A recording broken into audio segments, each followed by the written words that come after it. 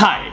If you go to the news right now and type Egypt, you'll see that Egypt just had elections, and those elections were sadly quite controversial. Some are for, some are against, some are blah blah blah. Politics is taking over the country, and in the process we forget the country. So I'm taking you with me on a journey to Egypt. And in that journey, I'm gonna show you zero government, zero politics, zero crap. Just the raw magic of Egypt. What you see behind me are hundreds of dogs eating 1 ton of food just to illustrate their point. And that point is simple. Egypt is cheap. A 5-star luxury hotel is under 200 bucks. That is affordable. But when you go to the streets, it gets even more cheap. An entire McDonald's meal is $2. Another meal will cost you 50 cents. Eating with friends, that's $2. A tourist price souvenir, that's 20 cents. It's so cheap in Egypt that I can feed 600 of these dogs for 100 bucks. That's 13 cents to feed an animal. 13 cents. Egypt has only recently become this cheap, and some locals are not too happy about it. But if you're watching this from the United States, come visit Egypt. Trust me, it's worth it. That's 1 minute. See you tomorrow.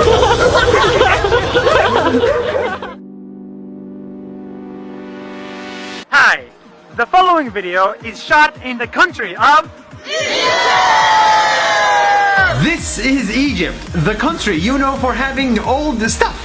Like the pyramids, the Sphinx, and this. But the people that actually live in Egypt are surprisingly young. Over half the population of Egypt is under 25 years. That's younger than me. Which means many of the people you see around are young. The sellers are young, the magician is young, the rugby players are young, the parkour kids are young. All of this is right next to this. In the country with one of the oldest civilizations in the world,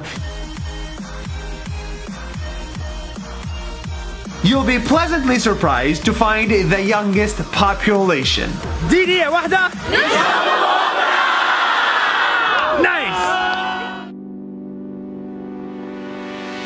This is where I am, on top of a horse, with a bunch of grain, running around to make a line in the sand.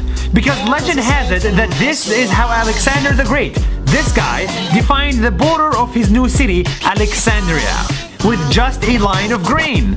And thousands of years later, his city is still standing, with its own library that's the largest in Africa and the biggest in the ancient world.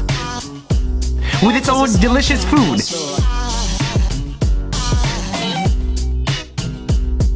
Good weather, and fascinating history.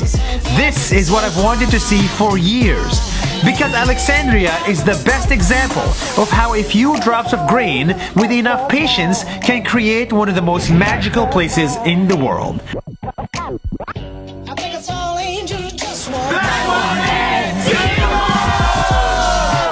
Nice, Alexandria, nice. Hi. What you see behind me is an entire city filled with garbage. Pigs, bad smell, and dust. This is the garbage city of Egypt. But before you judge this city too much, let me show you what's inside. Here is where tens of thousands of garbage collectors live.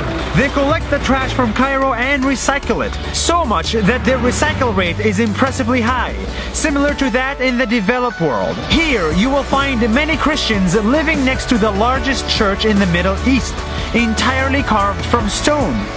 Here you will also find lots of art on houses, but from afar it's one giant art piece on the entire city.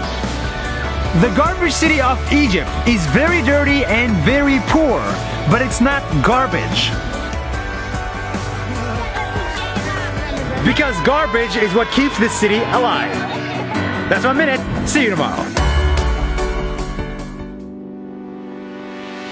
Hi! Half half of you are probably freezing right now in the middle of winter, wondering, where did summer go? where did summer go? Summer is right here. It's in the city of Aswan in Egypt that is literally always sunny. This is in the month of February. But it's not just the weather here, it's the culture. In Aswan, these rocks were chopped and put on boats to cross the Nile to build this. In Aswan, temples have existed for thousands of years and people have lived for thousands more. Life is too short to spend it in the freezing weather. It's cold. Come to Aswan because here it's always summer. That's it for Egypt. That's 1 minute. See you tomorrow.